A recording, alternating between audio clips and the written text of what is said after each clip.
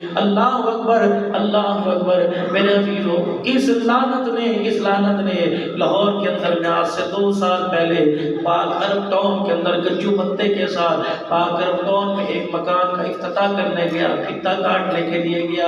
جب گاڑی زوم کر کے پاک عرب میں داخل ہوئی تو سامنے ایک ٹھیلے پہ کپڑا ڈھکا ہوا تھا۔ کہنے لگے مولانا اس کو جانتے ہو؟ میں نے کہا نہیں۔ آپ کو اشارہ اس لیے کیا کہ آپ کو اس کی کارگزاری سنائے۔ جب مجھے گھر لے گئے میں نے کہا ہاں بھی نوید کیا بات ہے؟ کہ مولانا یہ بہت بڑا بل آنر تھا، اس کی بل تھی۔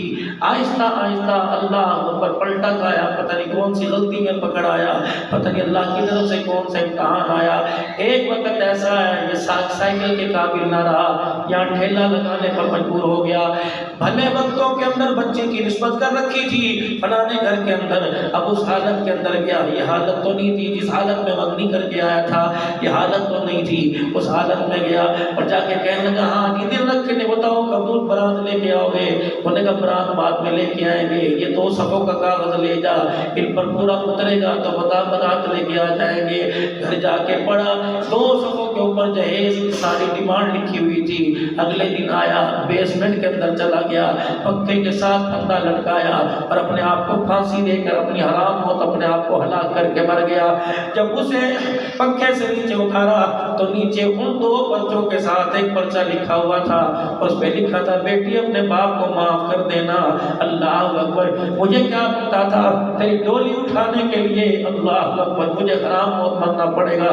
اے میری بچی، ادھر تو ڈولی میں بیٹھنے کے لیے تیار ہے، ادھر جہیز کی لسٹ میرے پاس آ گئی، تیرا باپ ان میں سے کچھ بھی تجھے نہیں دے سکتا، اس لیے شرمندگی سے تیرا سامنا نہیں کر سکتا۔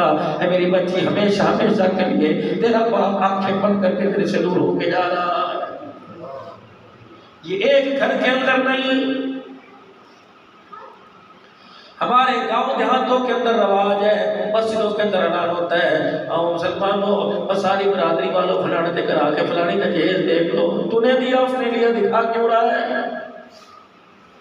ساری تو چودرانیاں نہیں آئیں گی، ساری تو نمبرداریاں نہیں آئیں گی، ساری تو جٹیاں نہیں آئیں گی، ساری تو بٹیاں نہیں آئیں گی۔ پتہ نہیں ان کے اندر کوئی غریب بھی آئے گی، ایسی بھی آئے گی جس کا باپ بچپن ہی مر گیا، ایسی بھی آئے گی جو کل تیرے گھر سے زکوٰۃ لے کے گئی، ایسی بھی آئے گی جو تیرے گھر سے آٹے کا کولا لے کے گئی۔ تیری بچے کے چمکتے فرنیچر پر اس کی نظر پڑ گئی اور اس کی آنکھ پر رہی، اس کا دل تڑپا، اسے مرا ہوا باپ یاد آ گیا۔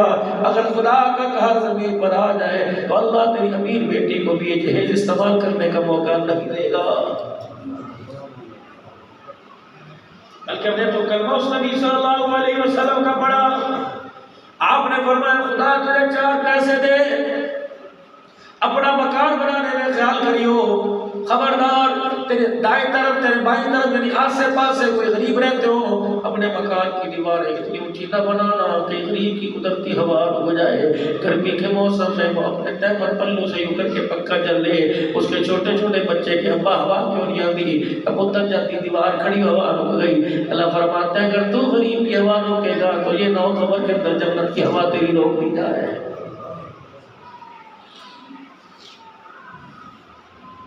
کنجسٹڈ ماحول ہے، مکس ایریا ہے، غریب بھی رہتے ہیں امیر بھی رہتے ہیں۔ فرمایا خبردار تیرے آسے پاسے میں تیرے دائیں بائیں میں آگے پیچھے غریبوں کے گھر ہو، اپنے گھر کے اندر کھانا جو مرضی پکا، میں تجھے منع نہیں کرتا، جو کھانا ہو کھا، جو پکانا ہو پکا، لیکن اپنے ڈشوں کی اپنے کھانے کی خوشبو کو قابو کے اندر رکھ، کمرے کے اندر رکھ، کھڑکیاں بند کر، روشن دان بند کر، یہ نہ ہو کسی کھڑکی سے کھانے کی خوشبو غریب کے گھر میں جائے تو بچہ کے اماں گوشت کی خوشبو آتی ہے اور اللہ اکبر یوں کر کے ماں کا دامن پکڑ کے کہے اماں ہمارے کا گوشت پکے گا، تھپڑ مار کے سلا دے۔